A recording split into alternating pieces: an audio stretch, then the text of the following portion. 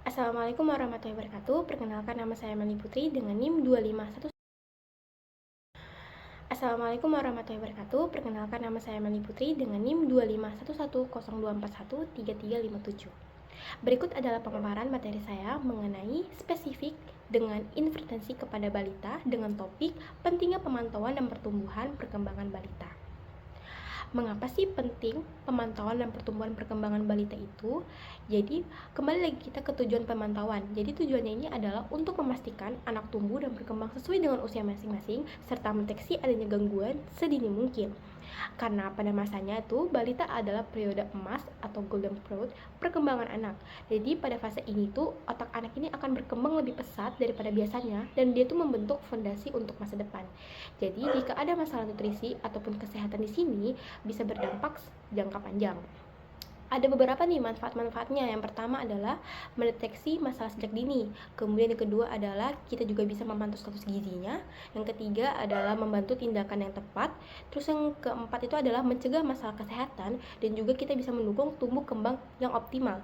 Dimana dengan pemantauan pertumbuhan secara rutin ini, kita bisa mendeteksi nih masalahnya lebih awal. Karena semakin dini masalah itu terdeteksi, maka akan semakin mudah kita juga mengatasi dan mencegah yang namanya komplikasi.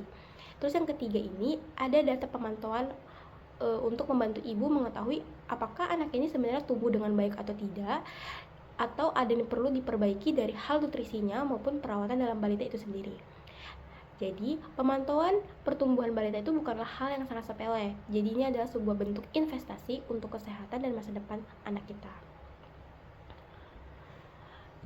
Lanjut, di sini ada yang namanya definisi ataupun perbandingan pertumbuhan versus perkembangan, dimana sebelum kita lanjut, penting ini untuk ibu-ibu untuk memahami perbedaan antara pertumbuhan dan perkembangan, karena ini adalah dua ranah yang berbeda, dimana pertumbuhan itu berhubungan dengan ukuran tubuh, peningkatan berat badan, penambahan tinggi badan, lalu dia juga terukur dan kuantitatif dan juga bersifat irreversible, dimana pada fokus pada peningkatan berat badan ini bisa diukur dengan alat seperti timbangan ataupun dia pengukur panjang. Nah, perubahannya juga pada pertumbuhan ini bersifat irreversible, yang dimana sekali tumbuh dan tidak dapat kembali lagi. Contohnya nih, pada bayi lahir yang 3 kg. Nah, sekarang dia ini beratnya 5 kg. Berarti ada pertumbuhan yang semakin pesat sebanyak 2 kg. Kemudian ada yang perkembangan nih. Perkembangan ini berhubungan dengan fungsi dan kemampuan, di mana adanya perubahan dalam kemampuan dan skill anak, mencakup perkembangan motorik seperti bergerak, bahasa kita bisa berbicara, kognitifnya kita bisa berpikir, dan bagaimana dia bisa tumbuhnya sosial emosional dengan balita ini berinteraksi dengan ibunya. Terus juga sifatnya bersifat progresif dan juga terstruktur, mengikuti tahapan-tahapannya dimulai dari merangkak hingga berdiri. Contoh saja, pada bayi 3 bulan ini belum bisa tengkurap, maka dalam 6 bulan ke depannya balita tersebut sudah bisa tengkurap. Dan kesimpulan dari pertumbuhan ini adalah lebih simpel yang kita ingat nih, yaitu pertumbuhan itu adalah sebuah bentuk ukuran, kalau perkembangan itu adalah kemampuan, dan keduanya sama-sama penting dan harus dipantau secara berkala. Kemudian ada alat pemantau di posyandu. Nah, untuk memantau pertumbuhan perkembangan balita dan posyandu itu sendiri dilengkapi dengan beberapa alat penting. Dari alat pertama itu adalah timbangan berat badan, di mana timbangan yang kita gunakan di posyandu itu yang biasanya adalah digital ataupun mekanik. Dengan akurasi ataupun telitiannya itu bisa mencapai kurang lebih 100 gram saja.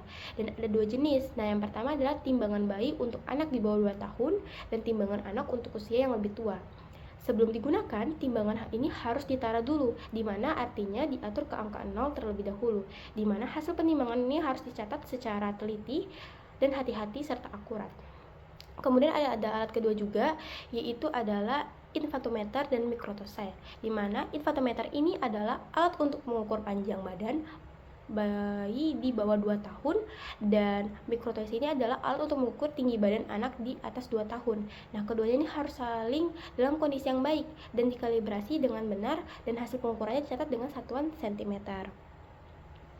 Kemudian ada alat ketiga, yaitu adalah KMS ataupun kartu menuju sehat, di mana ini adalah kartu milik keluarga yang sangat penting, atau bisa disingkat juga BPJS. Di KMS ini tercatat sebuah data pertumbuhan anak sejak lahir dan ada kurva-kurva pertumbuhan yang bisa menunjukkan apakah anak ini tumbuh normal ataupun ada masalahnya. Jadi KMS ini juga mencatat adanya data vaksinasi dan informasi kesehatan lainnya. Dan jangan lupa, ibu ini harus membawa KMS setiap kali datang ke posyandu. Terus tuh ada alat yang keempat, itu ada lila atau lingkar lengan, di mana ada pita pengukur atau mengukur lingkar lengan atas anak yang sangat berguna untuk mendeteksi gizi kurang dengan cepat. Nah, dan standar normalnya itu adalah lebih dari 12,5 cm. Alat ini tuh merupakan alat yang sangat praktis, murah, dan bisa digunakan di mana saja. Dan itu sangat cocok sekali untuk pemeriksaan rutin dan screening di awal. Jadi semua alat pemantauan di posyandu ini tuh harus selalu tersedia dalam kondisi baik di posyandu. Kemudian ada lagi bagaimana sih teknik penimbangan berat badan. Nah, di sini ada 5 tekniknya. Yang pertama adalah siapkan timbangan digital ataupun analog yang taranya itu harus kenal dulu. Kemudian yang kedua adalah lepas semua pakaian atau aksesoris berat anak. Kemudian yang ketiga, letakkan anak di atas timbangan dengan hati-hati. Kemudian yang keempat adalah anak berdiri tegak atau duduk sesuai dengan usianya. Terus yang kelima adalah baca hasil saat angka stabil dan catat di KMS. Di mana lanjut ke yang pertama, itu adalah siapkan timbangan digital atau analog tara yang ke-0, dimana jangan dipertemukan yang bidangnya miring atau tidak rata, tetapi tekan tombol tara ataupun 0 untuk mengatur ke 0. Nah, tunggu sampai angka itu menunjukkan 0 dengan stabil, lalu ditimbang. Terus juga langkah yang kedua ini, kita minta nih kepada ibu untuk melepaskan sebuah pakaian tebal pada anak balita juga. Anak ini sebaiknya dalam keadaan yang tidak memakai popok yang basah. Pastikan ini anak tenang sebelum ditimbang, jangan sampai ada yang seperti nangis ataupun segala hal lainnya. Kemudian pada saat penimbangan ini, untuk bayi kecil di bawah 2 tahun, berarti itu letakkannya di atas timbangan dengan hati-hati. Untuk anak yang lebih besar, maka anak balita itu sendiri diminta untuk berdiri di atas timbangan, dan pastikan anak ini berdiri dengan tegak dan tidak bergerak-gerak. Nah, saat mulai ditimbang, maka anak balita ini akan diam dan lihat angka pada timbangan tersebut. Kemudian bagaimana sih kita cara membaca hasilnya? Nah, itu adalah tunggu sampai pada angka pada timbangan stabil, dan jangan coba-coba kita membaca saat angka masih bergerak, karena itu datanya tidak pasti akurat.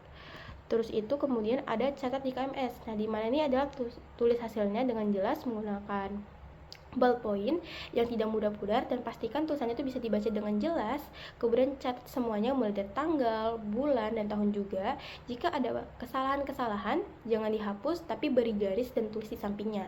Nah, tips pentingnya itu lakukan penimbangan setiap bulan pada tanggal dan waktu yang telah ditentukan. Misalnya nih, setiap tanggal 5 atau setiap minggu ketiga, ataupun kalau mau konsistensi ini penting agar data yang kita dapat nih bisa dibandingkan dengan benar dari bulan ke bulan. Nah, jika ada anak nakal ataupun takut, minta tolong kepada ibunya untuk membantu. Jangan paksa anak kalau misalnya sedang rewel ataupun menangis, karena itu akan mempersulit untuk penimbangannya. Lalu ada teknik pengukuran tinggi badan. Di sini tuh ada 2 teknik pengukurannya, itu ada bayi yang lebih dari 2 tahun, ada yang kurang dari 2 tahun. Nah, di sini ada 2 alat yang berbeda. Kalau misalnya bayi yang lebih dari 2 tahun, itu adalah infatometer, di mana tuh posisinya tuh yang diukur itu telentang ataupun bari. Jadi tuh posisi kepalanya tuh berada pada head pitch. Lalu tuh yang kedua itu adalah luruskan seluruh tubuhnya. Kemudian yang ketiga itu tarik kakinya sampai lurus. Terus tuh dengan pembacaan hasilnya itu dengan satuan sentimeter. Kalau misalnya balita yang kurang dari 2 tahun itu pakai mikrotosis, di mana posisi badannya itu diukur dengan cara berdiri atau standing, di mana itu dimulai dari kaki rapat, tumitnya menempel, kepalanya lurus, terus juga dia turunkan head pitch-nya itu, terus hasil bacanya juga sentimeter. Ada beberapa aspek nih, ada 4 aspek perkembangan yang dipantau, itu ada motorik kasar, motorik halus, ada bahasa, dan kognitif. Jadi yang pertama adalah khususnya motorik, di mana perkembangan motorik ini adalah kemampuan anak untuk bergerak dan melakukan aktivitas fisik, dan itu dia ada 2 jenis, ada motorik kasar dan motorik halus. Kalau misalnya motorik kasar ini sendiri adalah kemampuan anak ataupun balita untuk melakukan gerak-gerakan yang melibatkan otot-otot besar pada tubuh, seperti mengangkat kepala, tengkurap, duduk, berdiri, dan berjalan. Jadi di sini ada pencapaian motorik kasar yang normal nih. Pada usia 3-4 bulan, maka bayi ini sudah bisa mengangkat kepalanya sendiri, dan ini adalah tanda saraf dan otot lehernya sudah berkembang sangat baik. Kemudian pada usia 5-6 bulan, bayi ini mulai bisa tengkurap sendiri, dan ini menunjukkan adanya kontrol tubuh bayi ini semakin baik. Terus juga ada usia 1-8 bulannya, bayi sudah bisa duduk tanpa ada bantuan, meskipun kadang masih jatuh-jatuh tapi bisa bertahan sebentar. Kemudian pada usia 9-10 bulan, bayi mulai bisa berdiri dengan berpegangan, misalnya pegang kursi ataupun benda-benda yang ada di sekitarnya. Kemudian pada usia 12 bulan ataupun 1 tahun, bayi ini sudah mulai berjalan sendiri meskipun masih goyah-goyah, tapi sudah bisa nih beberapa langkahnya dengan secara mandiri. Kemudian pada usia 18 bulan ini, anak bisa berjalan dan berlari, jalannya sudah lebih stabil dan percaya diri. Dan terakhir pada usia 2-3 tahun, anak bisa naik turun tangga, bisa loncat-loncat, ataupun bisa beraktivitas fisik lainnya. Sedangkan motorik halus, yaitu adalah kemampuan anak untuk melakukan gerakan kecil yang detail, terutama melibatkan tangan dan jari-jari seperti memegang, mengambil, menukar, menunjuk, ataupun menyusun benda. Dan dimulai dari usia 3 bulan, bayi ini mulai bisa mengikuti benda yang bergerak dengan mata. Ini menunjukkan penglihatan bayi ini mulai berkembang. Terus juga ada usia 4-5 bulan, bayi ini sudah bisa menggenggam. Jadi jika ibu letakkan mainan ataupun jari di tangan dekat balita, maka tuh bayi akan berinteraksi untuk mengenggamnya. Kemudian ada usia 6-7 bulan, di mana bayi ini bisa menukar benda dari satu tangan ke tangan lainnya, di mana ini merupakan gerakan yang koordinasinya yang sangat baik, yang sudah lebih kompleks. Kemudian ada usia 8-9 bulan, maka bayi ini bisa memindahkan benda nih, jadi bisa mengambil benda dari satu tempat ke tempat lainnya. Baru pada usia 10-11 bulan, maka bayi ini sudah bisa menggunakan jari telunjuknya, misalnya menunjukkan sesuatu atau menyubit-nyubit benda kecil. Kemudian pada usia 12-15 bulan, maka bayi bisa melakukan cubit halus ataupun finger grabs, bisa mengambil benda seukuran kacang dengan ibu jari dan jari telunjuk. Kemudian pada usia 18 bulan ke atas, anak ini bisa mencoret dengan pensil atau krayon, bisa menyusun benda seperti blok atau mainan susun lainnya. Jadi jika ibu melihat anak ini terlambat untuk mencapai tahapan-tahapan ini, sebaiknya langsung berkonsultasi dengan petugas kesehatan untuk memastikan perkembangan anak ini berjalan dengan normal. Kemudian ada aspek perkembangan yang dipantau itu ada bahasa dan kognitif, dimana sekarang kita bicara tentang perkembangan yang lain seperti bahasa, sosial, emosional, dan kognitif, dimana bahasa adalah kemampuan anak untuk berkomunikasi, baik untuk memahami apa yang orang lain katakan maupun mengekspresikan dirinya seperti apa.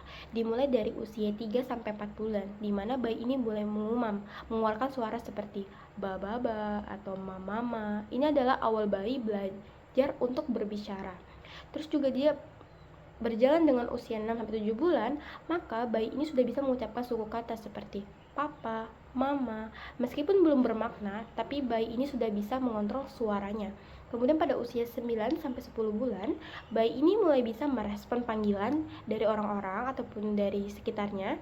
Jika dipanggil namanya, bayi akan menoleh ataupun merespon secara cepat. Ini adalah menunjukkan bayi ini sudah memahami bahasa-bahasa pasif di sekitarnya. Kemudian ada usia 12-15 bulan, di mana anak bisa mengucapkan 2-3 kata yang bermakna, misalnya mama, pa, ma, no. Itu sudah mulai memahami dan menggunakan bahasa-bahasa yang aktif. Kemudian pada usia 18-24 bulan, maka anak ini bisa membuat kalimat sampai 2 kata seperti mama pulang, papa tidur, ataupun pemahaman bahasanya ini semakin berkembang dari yang tadinya terbata-bata itu semakin jadi kompleks. Kemudian usia 24-36 bulan, maka anak ini bisa membuat kalimat pendek yang lebih kompleks, bisa menceritakan apa yang dia lihat atau yang dia rasakan, dan juga bisa mengikuti perintah sederhana. Nah, kemudian itu adalah kognitif, di mana adalah kemampuan anak untuk berpikir dan memahami sebuah konsep. Dimulai dari 3-4 bulan, maka bayi ini mulai berfokus pada benda dan mata bayi ini mulai bisa mengikuti gerakan-gerakan. Terus juga usia 6-9 bulan, berarti bayi ini boleh memahami sebuah konsep. Misalnya nih, mengerti kalau menangis ini akan langsung mendekat kepada ibunya, maka ini ada suatu hubungan-hubungan sebab akibat di dalam otak bayi itu sendiri. Kemudian pada usia 9-12 bulan, maka bayi bisa mencari benda yang hilang. Misalnya nih, ibunya menyembunyikan mainannya, maka bayi ini akan mencari. Dan ini menunjukkan bahwa bayi sudah memahami bahwa benda itu masih ada meski tidak terlihat secara langsung. Kemudian beranjak pada usia 12-18 bulan, maka anak ini mulai bisa meniru yang namanya gerakan, seperti meniru cara orang tua berbicara ataupun bergerak. Terus lanjut lagi pada usia 18-24 bulan, maka anak ini bisa bermain peran, di mana misalnya berpura-pura main masak-masakan ataupun main dokter-dokteran. Terus lanjut lagi setelah 18-18 bulan itu usia pada 24-36 bulan, maka anak ini mulai bisa menyelesaikan suatu permasalahan sederhana. Misalnya nih, tahu nih kalau ada kursi bisa dinaiki, dan dia itu juga langsung untuk menaiki untuk mencapai sesuatu yang tinggi. Kapan perlu dirujuk? Jadi perlu dirujuk ini adalah ketika berat badan bayi ini tidak naik selama 3 bulan berturut-turut, kemudian ada berat badan bayi ataupun balita di bawah garis merah KMS. Kemudian yang ketiga adalah panjang ataupun tinggi badan ini tidak sesuai dengan usianya. Kemudian terdapat tanda-tanda stunting pada balita tersebut, dan juga dia pada usia 4 bulan itu tidak bisa menopang kepalanya.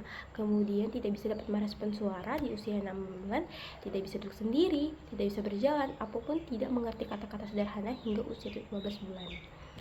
Kemudian ada peran kadar posyandu. Di sini ada sekitaran 6 perannya, yaitu adalah screening dan monitoring, di mana di sini meningkatkan deteksi dini sebesar 60%. Jadi kadar ini menerima balita dan keluarganya di posyandu, kemudian mencatat data lengkap anak, nama, tanggal lahir, nama orang tua, alamat, ataupun mengecek apakah sudah punya KMS. Jika belum punya KMS, maka membantu ataupun meminta ke puskesmas ini penting agar semuanya tercatat dengan baik. Kemudian ada data collection ataupun recording, di mana akurasi datanya meningkat dengan training, dengan competence of record itu adalah 80-90%. Kemudian ada health education, di mana meningkatkan pengetahuan ibu sekitar 40-50%, dan adanya perilaku gizi yang meningkat sekitaran 35-45%. Kemudian ada early reval, di mana mengurangi waktu rujukan yang dari tadinya 2 minggu menjadi 2-3 hari.